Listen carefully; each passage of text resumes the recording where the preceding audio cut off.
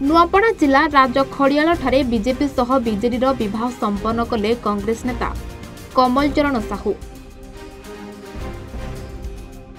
केंद्र में थिबा बीजेपी सरकार एवं ओडिशार बीजेडी सरकार विवाहर आयोजन करथिबा बेले नरेंद्र मोदी ओडिशा आसिले कौनसी खटिखिया गरीब मजदूर दलित आदिवासी बाबद एवं बीजेडी सरकार दुर्नीति विषय किछि न कहि केवल कांग्रेस उपरे बर्षुछंती।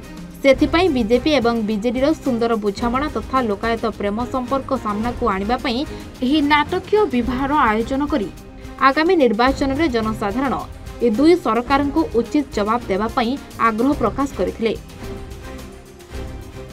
आपण माने भल करी जानि छन जे केंद्र रे थिबा सरकार बीजेपी एवं राज्य रे थिबा सरकार बीजेडी ई दुई जन आगरु भी ओडिशा राज्य रे अलायंस सरकार करी करी थिले आउ तांकर अलायंस सरकार थिला बेले ओडिशा रे केते दलित आदिवासी जनसाधारण मानकर उपरे अन्य अत्याचार हेछि आपण माने भल करी जानि छन।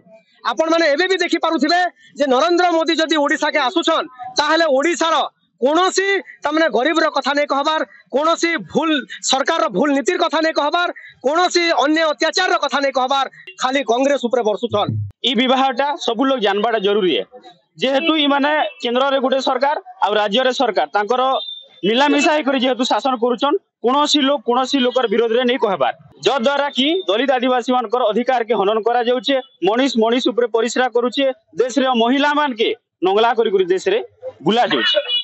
ई सब जिनिस आगामी दिन रे प्रत्येक लोग जानबार ता जरूरी है बोली करी आमे आज विवाह कार्यक्रम ता आयोजन करथिलु। नुआपड़ारू देवेश होतांक रिपोर्ट A1 ओडिशा।